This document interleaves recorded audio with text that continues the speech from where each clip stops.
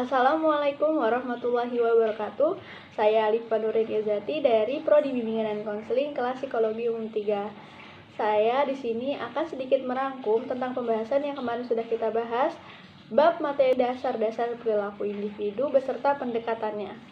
Perilaku itu sendiri adalah suatu fungsi dari interaksi antara seseorang individu dengan lingkungannya ditilik dari sifatnya.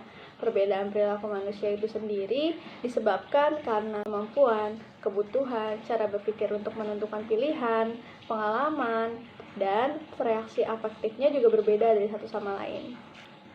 Dari beberapa karakteristik dasar-dasar perilaku individu terdapat 4, yaitu ada usia, jenis kelamin, status perkawinan, dan juga masa kerja. Dan di sini terdapat 7 teori pendekatan, yaitu ada teori neuroscience, psikodinamika, behavioral, kognitif, humanistik, dan transpersonal. Teori neuroscience adalah bidang kajian yang mengenai sistem saraf yang ada pada otak manusia. Bagi teori ini dijelaskan bahwa saraf dan otak merupakan asas fisikal bagi proses pembelajaran manusia. Yang kedua ada teori psikodinamika, yaitu teori yang menjelaskan tentang perilaku kepribadian yang tidak disadari dalam diri seseorang. Dalam teori ini dijelaskan hakikat dan perkembangan kepribadian.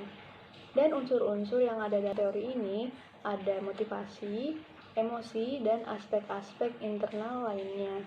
Di dalam teori psikodinamika ini terdapat satu tokoh yang bernama Sigmund Freud. Ia seseorang dari Austria, pendiri aliran psikoanalisis dalam ilmu psikologi. Menurut Sigmund Freud, kehidupan jiwa memiliki 3 tingkatan, yakni ada sadar, prasadar, dan tidak sadar. Yang ketiga ada teori behavioral. Di sini dijelaskan tentang perubahan tingkah laku seseorang sebagai hasil dari pengalaman.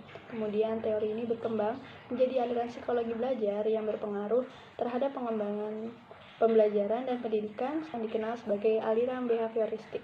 Aliran ini menekankan pada terbentuknya perilaku yang tampak sebagai hasil dari belajar. Selanjutnya ada teori kognitif, sebuah aktivitas mental yang membuat suatu individu mampu menghubungkan, menilai, dan mempertimbangkan suatu peristiwa sehingga individu tersebut mendapatkan pengetahuan setelahnya. Selanjutnya ada teori humanistik. Di sini dijelaskan dalam pembelajaran adalah memanusiakan manusia, di mana seseorang bisa menggali kemampuannya sendiri untuk diterapkan di lingkungannya. Berdasarkan teori Maslow, humanistik ini lebih mementingkan motivasi untuk mengembangkan potensi peserta didik secara penuh. Dan yang terakhir ada teori transpersonal. Menurut John Davis, psikologi transpersonal ini diartikan sebagai ilmu yang menghubungkan psikologi dengan spiritual, di mana salah satu di bidang psikologi ini berisi mengenai konsep, metode, teori, dan kekayaan spiritual dari macam-macam budaya dan agama.